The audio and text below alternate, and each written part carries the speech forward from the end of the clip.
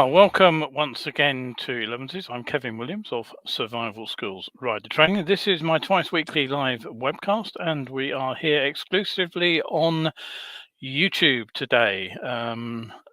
Hopefully, everybody who normally watches on Facebook has found the notice to come over to YouTube to watch. I'll explain why in a minute. Anyway, what have we got for you in today's fairly packed show? It's number 435. It's Sunday, the 9th of June, and we'll be talking briefly about the estimated 20,000 bikers who headed out on the Dave Day ride. Yamaha have been accused of falsifying some data on exhaust noise. It looks like it was incorrect rather than deliberately misleading. Peugeot have lost an appeal in a copyright action against Piaggio. Police are running a bike course on the Shetland Islands, and Tuesday the 11th of this month is Ride to Work Day. The Aussies are getting a motorcycle specifically designed to monitor the state of the roads. Michael Dunlop has topped the TT wins list. Repsol and Honda, though, in MotoGP will end their sponsorship partnership, and battery swap service has been launched in Singapore. We'll also have a quick look at Benelli's top-selling 500 adventure bike, which has been updated, and a sidecar outfit which has got a 38-litre T55 tank engine embedded in it. And finally today, we'll have a look at another campaign which its aim is said to be to remind motorists to think bike, and I will ask why we bother when that's not worked in half a century. So stay tuned with me to the end of the show to get to that in-depth piece. Don't forget, if you have a question, comment, anything you want to ask, I'm always very happy to try to respond during the show if I possibly can. If I can't get to you during the show, I will get back to you during or after it when I round up the show today. Right, okay, so moving on swiftly then. What's our first story? Well, just bit of background about what's been going on behind the scenes, actually. The first problem the problem I've had involves Facebook, and I won't go into exactly what happened, but it's ironic in a way that a week ago I was on Elevenses here talking about my attempt to run online training from a platform back in, I think it was about 2010, certainly long more than 10 years ago. And the platform shut down under me. And now I went on to say that this is the problem. Basing anything in the cloud means we're always at mercy of whoever runs whatever it is that we are using for our service. And the cloud host can change functionality. It can bump up charges. It can change terms of use. I've had things that have gone from free to use to business use only. I've even had things shut down on me, and so when Facebook locked me out the other day, it was a bit on the ironic side, as I said. I explained elsewhere that I think it was the script from this streaming service which is authorizes my Facebook page to stream on Facebook Live. I think that caused the suspension. Now, fortunately, my appeal was successful. Just over 24 hours later, my page was fully unlocked. Everybody could get to see it. But the crucial point is that had that appeal failed, Facebook would have permanently deleted my account with everything that I'd put into it over the last 12 years. And there's no possibility of a second appeal. So that would have been a disaster, quite frankly. I'm still talking to the StreamYard support team. They haven't got to the bottom of it yet. They don't really know why the issue happened. So I do hope they do manage to talk to Facebook. I certainly won't be re-enabling StreamYard's connection with Facebook until I can be absolutely certain, excuse me, that it will work as intended. I certainly don't want to be locked out again. So for the immediate future, Elevenses is only going out on YouTube. And I'm sorry if that's an inconvenience to anybody who's been previously watching via Facebook. Anyway, on with the weather. And it's been a fairly chilly start today, and it was fairly bright to start with. But after the sunny start, there will be a few spots of rain in central areas, more persistent rain for the north. The south will be brighter, but the best of the sunshine will be down in the southwest, and it will be another breezy day.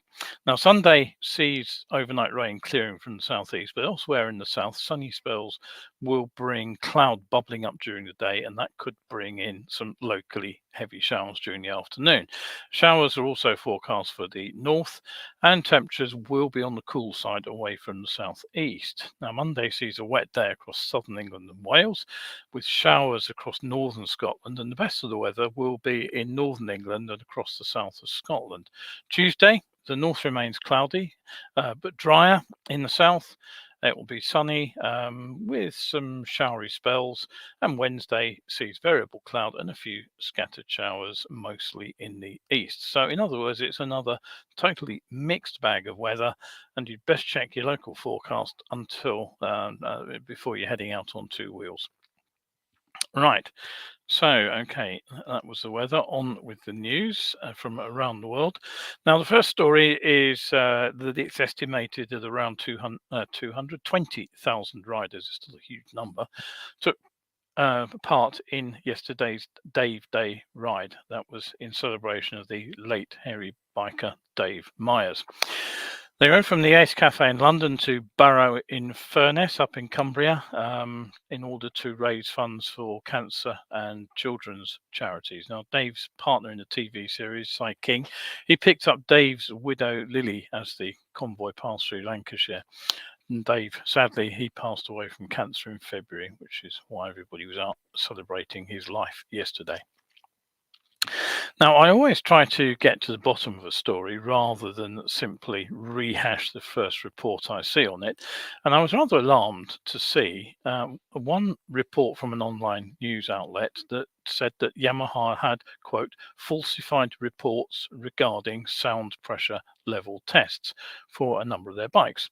The article says, again, quote, on June 5th, 2024, Yamaha became the second major Japanese vehicle manufacturer to undergo an on-site inspection by Japan's Land Infrastructure, Transport and Tourism Ministry regarding testing irregularities found in some of its vehicles. Now, the news report uses the term falsified on several occasions. What concerns me is that falsified implies that there was a deliberate attempt to mislead. But if the document that was posted to Yamaha's own website by Yamaha themselves 2 days earlier on June the 3rd is to be believed, and I see no reason why it shouldn't be, then the submitted data was incorrect. Yes, that's absolutely true. And it was due to test procedures being performed incorrectly, but there's a very significant difference between something being done wrongly and being done to mislead. Anyway, Yamaha's version of events is on conducting this internal investigation that followed the directive from the Japanese ministry. They investigated whether or not there was any misconduct by the company when setting the standards, which are then submitted in model designations. And what's Yamaha say they found is, quote, 2 instances of inappropriate handling during certification tests. And they say that they, quote, reported the details of these cases and our actions going forward to the ministry on May the 31st. Now, Yamaha go on to say that the investigation, which also involved an external investigating team working alongside them, as long with Yamaha's own internal audit team. This took place between February and May this year, and they found that the improper noise testing was conducted under conditions different from those specified by the regulations. And they go on to explain what happened. They say, quote, for noise testing, a muffler with sound absorbing glass wool is conditioned to simulate typical road use.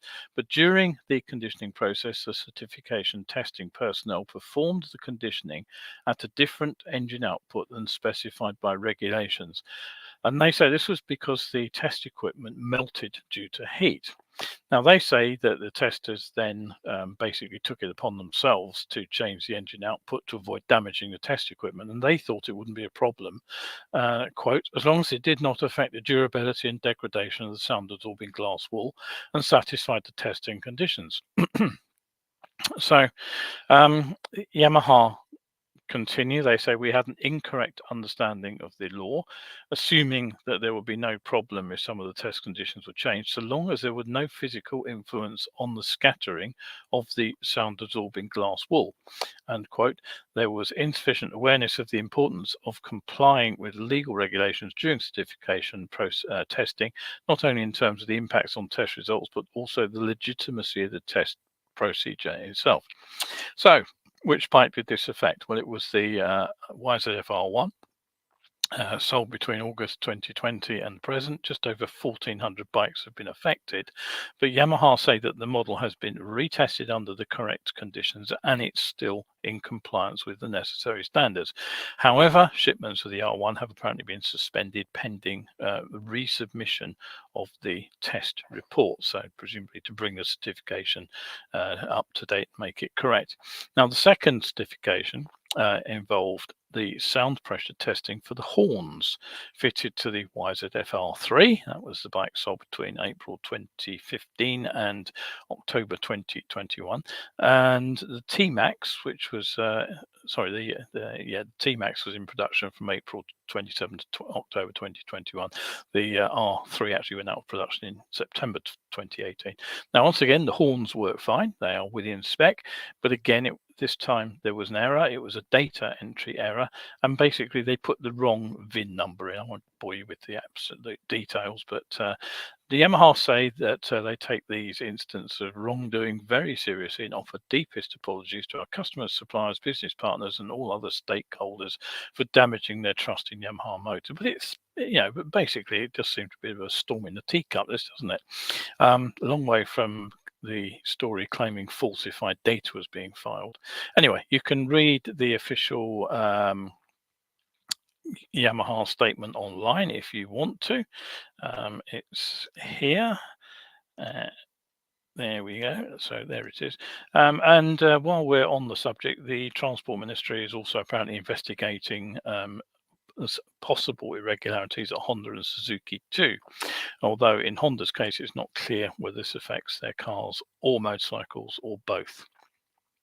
So, okay, Kevin, not Kevin, it's Sue who's looked in this morning. Morning, Sue. How are you? Good to see you.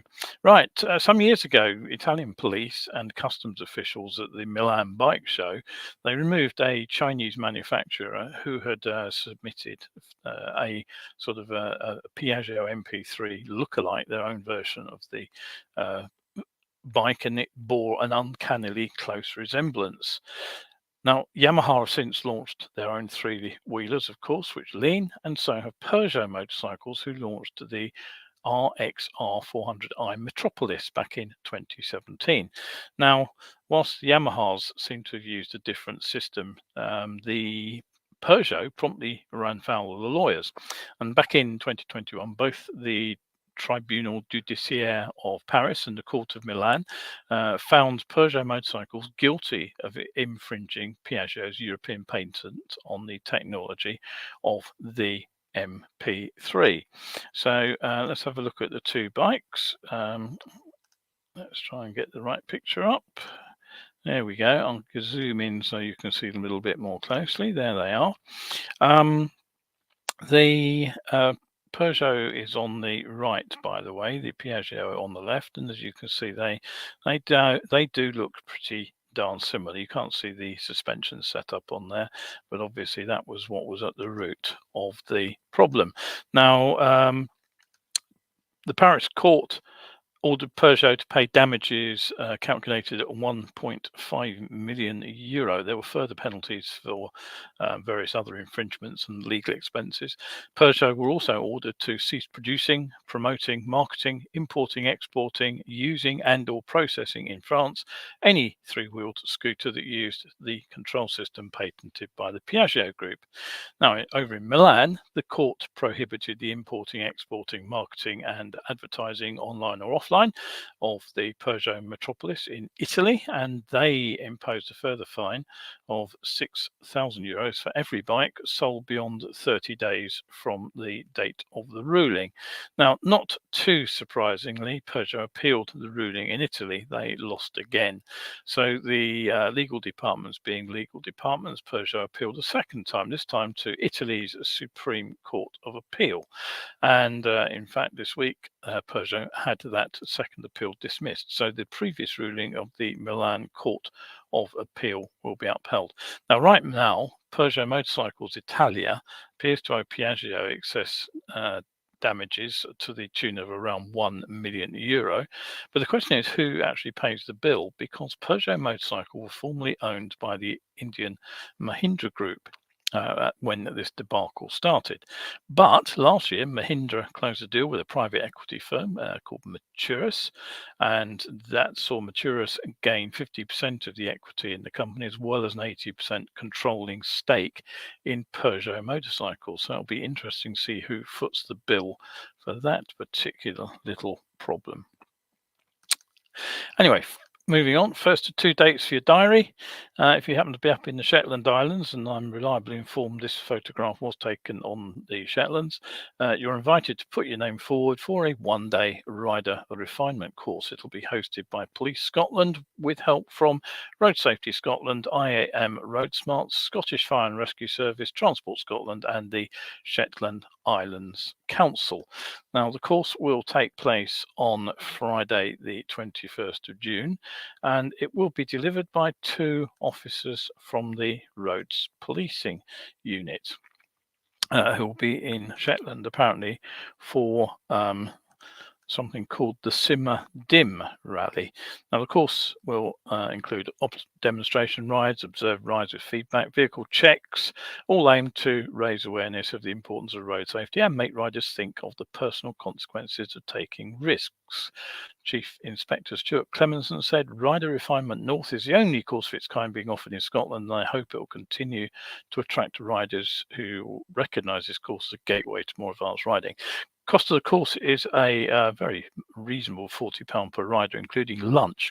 And anyone interested is asked to use the email address I've just popped on screen to get information about it. Right, okay, so moving on. The second date for the diary is Ride to Work Day. Now, this was previously held on the 3rd Monday in June, but it's moved to the earlier slot of the 2nd Tuesday in June, so basically 2 days' time. This is to make way for a new US federal holiday with the rather appalling name of Juneteenth, National Independence Day. I kid you not. Juneteenth was apparently created as a federal holiday on June 19th in the United States in 2019 to commemorate the ending of slavery. So it's a long been a date celebrated by African Americans sort of unofficially. Now, since the Right to Work organization is actually based in the US, they've decided to shift their own day for riding to work to avoid future clashes when the diaries coincide, because businesses and government offices are all closed. So they've shifted it to a Tuesday because it apparently breaks up the work week and is more likely to receive media coverage than an event held on a Monday or Friday. Anybody here actually bothered with Ride to Work? I'd be interested to know. Drop me a line if you do. Right, okay, now just a quick time out as I remind you to press the like and subscribe buttons if you would be so kind. Liking the video, subscribing to my YouTube channel only takes you a moment of your time, but it is a huge help to me in bringing the channel's to the attention of other motorcyclists. So don't forget to tell your biking buddies too about Elevenses. Share the link, I'm sure they'll find something interesting in the show. Right, okay. Moving on rapidly as we do. Having just had to take the car in to replace a blown shock absorber, probably the result of hitting a pothole on the way down to Devon a couple of weeks ago. I know there was a bit of a thud as I collected that one. I was fairly impressed to see this machine. Now let me just zoom in on it for you, give you a slightly better view. There we go. And let's try and get the middle of the picture in. What are we looking at here? Well, we're looking at an official bike. I think it's Queensland, but certainly in Australia, which is designed to survey the state of the roads. That's Adrian, thank you, who provided me with this picky. And I have to say, my response to him was, good grief, it'd be nice to see something like that on our roads here in the UK. But that actually reminded me that I haven't seen anything actually out surveying the roads in the UK in recent days. It used to be a fairly regular thing to see little vans out and about. Presumably, the current state of the roads is so poor, there's actually no need to find out where repairs are actually should be targeted, because they're all falling apart. And frankly, fitting sensitive instruments on a motorcycle, I suspect they would shake themselves to pieces in a matter of minutes. Okay, so that's Australia and how they're trying to keep their roads in good nick. Now, over to the TT. Now, last Wednesday, Kevin asked me to avoid any spoilers about the TT, but I didn't have any stories about the race on Wednesday. But I have to come back to the Isle of Man this morning, simply to say that Michael Dunlop has done it. He has overhauled Joey Dunlop's, his uncle, previous record of 26 wins at the event. Fairly remarkable performance by Michael Dunlop. That's all I'll say on that. You can catch up on TV. Mad Cockney's here as well. Hello, Jeff. Good to see you. Right. Okay. So on another racing story, Repsol. Now, according to reports, the Spanish oil company will be tying up their long-running sponsorship deal with Honda at the end of this current 2024 season. With the move of Spanish rider Marc Marquez to Ducati, it was actually rumoured that Repsol had activated a clause to reduce their funding. Their colours and logo are apparently less prominent on the 2024 Hondas. Now, in terms of sponsorship deals, it ends one of the longest running partnerships, one of the most successful partnerships too, that goes back to 1995, and effectively the beginning of the Mike Doohan era is Doohan on his two-stroke NSR 500. This was when, of course, it was the 500cc Grand Prix Championship. Now, Repsol Honda riders have included Casey Stoner, Danny Pedrosa, Nicky Hayden, Valentino Rossi, as well as Doohan and Marquez. They have achieved 15 titles, 183 victories, and 455 podiums. So Honda really have had a very dominant spell. But don't expect this to be the end of Repsol. The company plans to supply non-fossil sustainable fuel to MotoGP, which is set to be 100% of the content of the fuel by 2027. All right, okay, so what else have we got for you? Well, another day, another battery swap story, this one from Singapore. Now, last show I was talking about how BMW's new CEO, Marcus Flash, had been talking down electric motorcycles, saying that the BMW CEO 2 and the CEO 4 scooters had most of the market covered. There was no point spending money on a bike that wouldn't have the range or performance of an M1000RR. Well, I suggested that the M1000RR was hardly representative of a typical motorcycle, and suggested that BMW, along with KTM and Triumph, who both made very similar statements about electric motorcycles in the last year or so, they're at risk of getting left behind, since the market for electric motorcycles isn't just the UK and isn't just Europe. And right on cue, news emerged that a company called Evotion Labs has rolled out the very first battery recharge and swap station in Singapore, and a second is due to be installed in the next few days. Now, in total, Evotion plans 22 stations by the end of 2024, eventually expanding to 400 in the next 2 years. That presumably would cover virtually the entire island of Singapore. Now, initially, the scooter is going on sale to fleets, who can opt to have them installed at their premises. There's the battery being taken out of the swap station. The fleet owners can actually have the option to install their own swap stations at their own premises. Taiwanese company Gogoro, they are also testing their version of this swap stations under a permit, which expires in September. So what's the bike involved? Well, it's the NIU electric scooter. There's another picture of it. The NIU NQI GTS scooter is on sale by Evotion. The bike can carry 2 batteries, and with both batteries installed, it has a sustained range of about 120 kilometers or 75 miles. Yep, it's only a sort of moped class bike, so it's not going to go very far, but frankly, within city speed limits being so low, you really don't need to go much faster.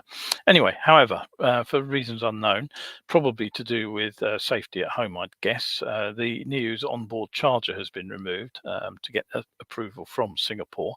So the bikes will be entirely dependent on the swap stations. Now, NIU motorcycles have been sold in Europe for some time, and despite somebody telling me the other day that there weren't any legal electric scooters, they are a surprisingly common sight now on London's road. I probably see one every day, certainly a lot more than I see of BMW's top of the range bikes, let alone their 1000 RR machines. And one of the users in London is the Gettier delivery group. Now, NIU claim their machines have covered 12 billion miles now, so they have a bit of a pedigree.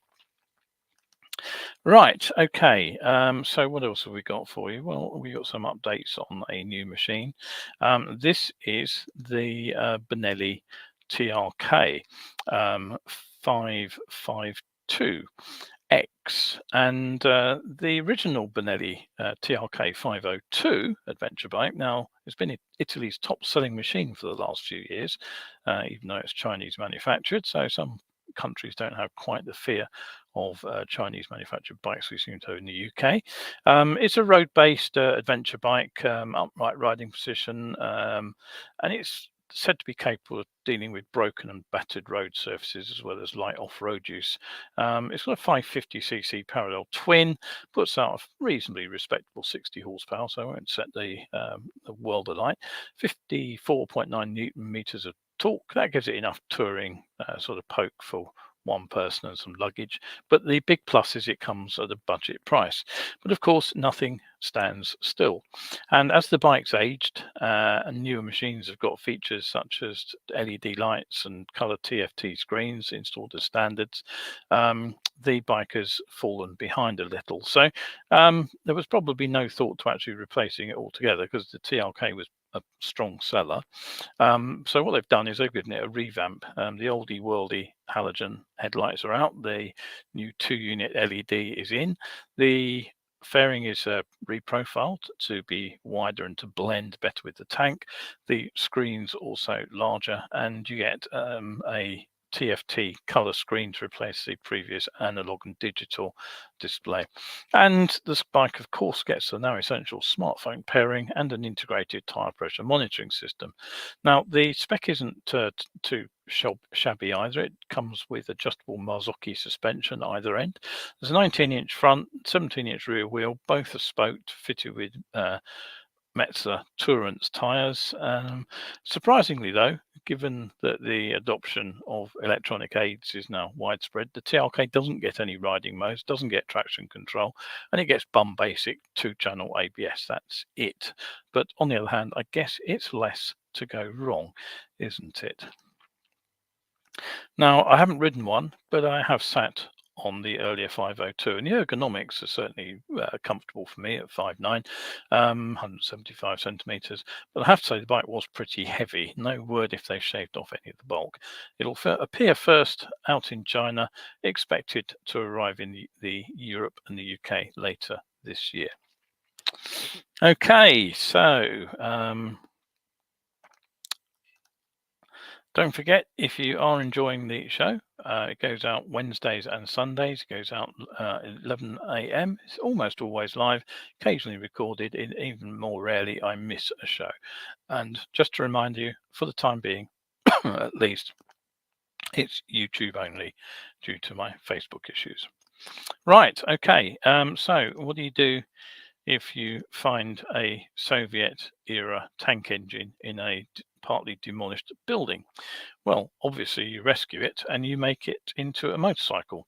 So this is the a sidecar outfit. Let me zoom in on that again, give you a slightly better view, which is based on a 39-litre engine from a Cold War era Soviet T-55. My guess is it's probably rather less practical as a road bike than the Benelli. I forget what it weighs in at, several tons. You can find out more about it if you want to at the link that I'm about to put up. I would imagine that you probably can't ride it very far from a petrol station either, because I believe the tank, the original tank, had a fuel capacity of some 600 litres, internal and external storage, and a range of around about 200 kilometres. So I would imagine that even not hauling all the tank around, it still won't go very far before you empty the fuel tank. So there we go. Go and have a look at that. Pretty mad idea, frankly, but there we go. And okay, that brings us to the final element of today's show. That's our in-depth piece. Now, this time last week on Elevenses, you may recall, if you were watching, that I asked what does Scotland have planned to reduce bike crashes. I published the piece, as I often do with my Sunday in-depth articles. I put them up on Facebook for those who prefer to read rather than watch a day later. And by midweek, I'd had a response from a motorcycle accident claims specialist called Motorcycle Law Scotland. And their comment explained that, quote, "One of the key areas which needs to be tackled is the education of drivers as to what and where to expect motorcycles to be. This is especially the case at junctions where a very high percentage of collisions and fatalities occur." And they say, check out www.takeanotherlook.co.uk. So I'll put the link up again so you can go and have a look at it if you want to. Here it is, just coming up now. So anyway, I did what they said. I took a look, and it turns out it's another campaign that aims to, quote, "see a shift towards reminding motorists of their role and responsibility towards vulnerable road users. It's time the narrative and perception of motorcyclists is changed." The page continues. "We're calling for a new campaign to take another look at junctions, echoing the Think Bike initiative of the 1970s that was aimed at increasing motorists' awareness of motorcycles and reducing accidents caused by the failure to spot them in time." And they continue, "In developing this new campaign for today's road conditions, we can ensure that all road users take extra care when approaching junctions and potentially save lives." Right, okay, so what do I think of that? Well, it's my response to this is always going to be a little bit awkward, because when campaigns like this are created in response to the deaths of motorcyclists, it's hard to be critical. It's hard to respond in a way which may sound negative and may upset people, and it's difficult to say I think it's going down the wrong path, but that's what I'm going to say anyway. Now, brutally put, a campaign like this can't ensure anything, and there's a clue to the problem in their statement. It's that very phrase saying the campaign is echoing the Think Bike initiative of the 1970s. And in fact, I have the original Think Bike video, which I'm just going to show you. 45 seconds, so stay with me for a moment. If you imagine this is your car, then this is a motorcycle. Now, when you drive up to a main road, it's easy to see other cars. But because a motorcycle is a third of the width of a car, he's very hard to see, but he's dead easy to hurt.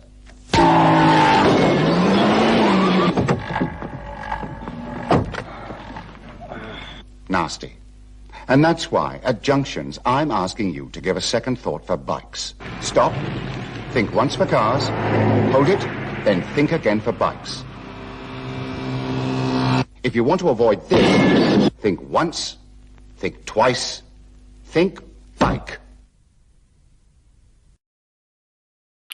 Right, so there we go. That was mid-1970s. That was the original Think Once, Think Twice, Think Bike campaign.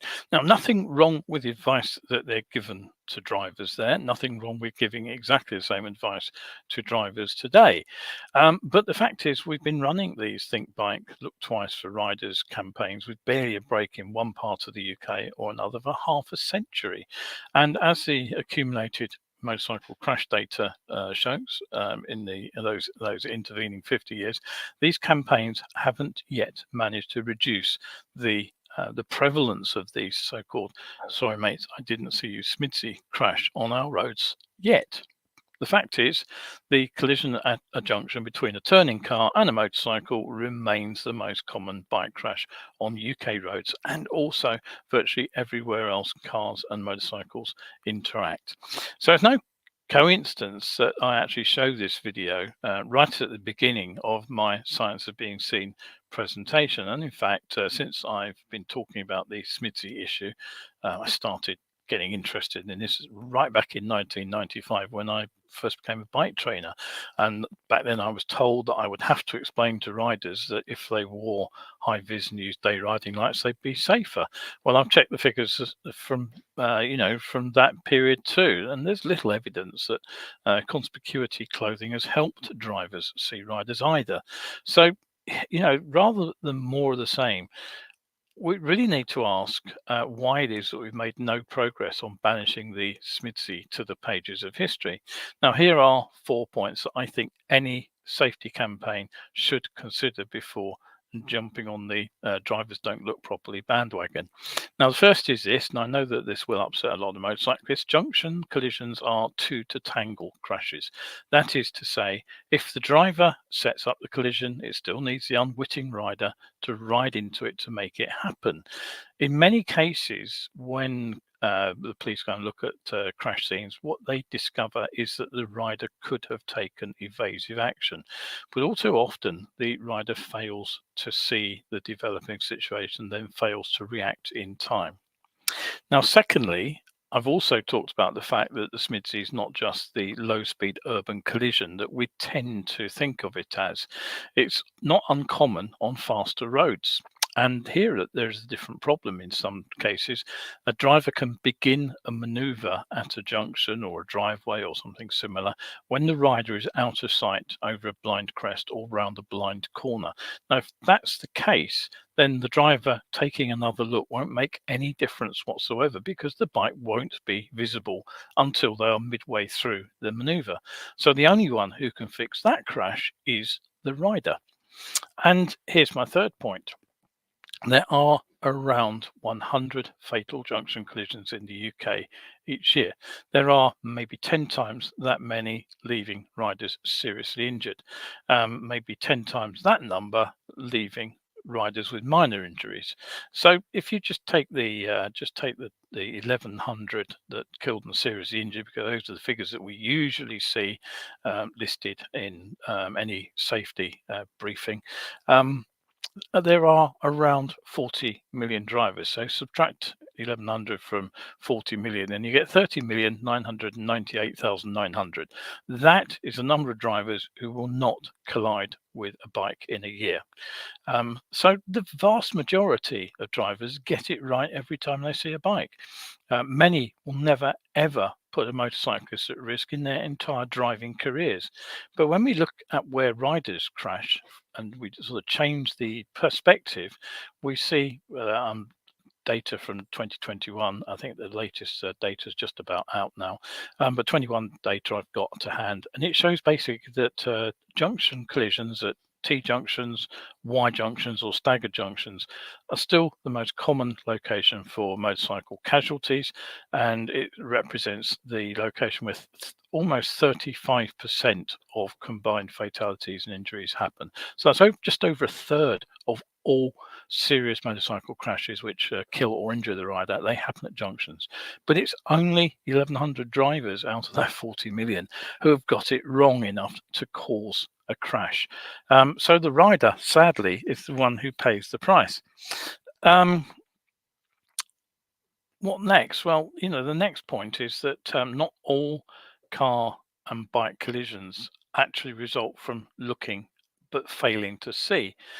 In around 1/3 of all these collisions, the driver looked, saw the bike, but misjudged speed and distance. Now, why is this? Well, as I explained on my Science of Being Seen presentation, it's notoriously hard to judge the speed of a motorcycle. That's been shown on quite a few occasions scientifically, so we know that's a fact. And there's another issue as well. We all tend to overestimate sorry, start again. We all tend to estimate the speed of vehicles on a particular road by watching the vehicles that are approaching us and passing us. So motorcycles are rare. They're around 1 in 100 on the road. So what we'll do is we'll use the speed of cars and vans and so on. Then the motorcycle is the sort of the outlier, the one that we probably didn't spot initially. So when we judge our speed, we do it from the cars and vans that are passing us. And this is where the danger of riding motorcycles quicker than traffic around us tends to emerge. Again, studies of motorcyclists often show that when riding in traffic, the bikers are a bit faster than cars, not necessarily speeding, but they are riding quicker than the cars. So basically, we're not only hard to get our speed right when people look at us, but if we're riding quicker than the traffic around us, drivers are likely to have misjudged our speed because they're expecting us to be going at the same speed as everybody else. So it's a double whammy there. And telling people to look again is very unlikely to change that particular fact. And finally, here is a very uncomfortable fact for motorcyclists, and this is not victim blaming in any way, shape, or form. It's simply me telling you the results of police investigations into fatal motorcycle crashes. The unfortunate truth is that many of the riders killed in collisions with cars were actually exceeding the speed limit in the moments before the crash. There was some data from a study in London around just about 51, I think it was, fatal crashes. And the vast majority of those riders were over the speed limit, some by considerable amounts too. There were riders who were obeying the speed limit. There were even 2 killed when they were stationary. My guess is they were probably hit from behind. But the vast majority, at least until you get up to about 50 miles an hour, were exceeding the speed limit in 20s, 30s, and 40-mile-per-hour roads. So, why is that such a bad thing? Well, it's the physics of deceleration. If we're traveling more quickly, it's far more difficult to shed speed. Now, roughly speaking, if we double our speed, our stopping distance becomes 4 times what it was. That means that even a few miles per hour added to our speed compared with other traffic, let alone if we're speeding, all adds significantly to the distance that we need to bring the bike to a halt or to swerve. But it gets worse because of the kinetic energy, the laws involved. We only lose around 1/4 of our speed in 3/4 of our braking distance. The maths is pretty stark. If there are 2 riders traveling side by side, one at 30 miles per hour and the other at 40 miles an hour, and if a car pulls out at the same when they're exactly side by side, if the rider at 30 and the rider at 40 both hit the brakes equally quickly and with equal effectiveness, and if the rider traveling at 30 just stops, the rider who is braking from 40 miles an hour will still be traveling at around 25 miles per hour when they hit the car. You can check the maths if you want to, but it's close enough. It's an approximation, but it's close enough. So I'm sorry that I've had to go over this again. It is something I tend to repeat ad nauseum, I think, sometimes, but it's clear that many riders, and more importantly, in some ways, the people looking to influence rider safety, simply still do not get these simple messages. Right, so that is it for today. Now, I do hope that you have enjoyed the show so far. Don't forget, if you want to, you can always head over to my Coffee page and support me over there. And in the last week, I have had support from a bunch of people, and I'm just going to put their names up. If I can find it, here it is. So this preceding week's supporters: Sandy, Howard, Nick, Peter, who downloaded my advanced riding 500 words guide, which is actually free, but he donated to me, which is jolly nice of him. Kelvin, Hallam, and Anonymous are all supporters or followers of the channel. Thank you mightily for your support. And if you want to join them and help me out to keep coming back and producing these shows, then here's a QR code that will take you straight to my Ko-fi page, easy to find. And as a supporter, you open up a month's access to the Survival Skills archive, where there are over 1,000 better biking articles. And I do challenge you to read them in a month. I think you'll be hard pressed to do that. It's the biggest archive, I think, of better riding information anywhere on the internet. So become a subscriber, and then you can read them for as long as you subscribe. Anyway, that is it for today. Thank you very much for watching. Elevenses will be back on Wednesday at the regular spot of 11 AM, but remember, for the time being, it'll be YouTube only. And if you are out there enjoying your ride on your bike, make sure you stay shiny side up today, and then I'll see you next time out. Thank you. I'm Big Kevin Williams, and this has been Elevenses. Thank you once again for tuning in. See you next time.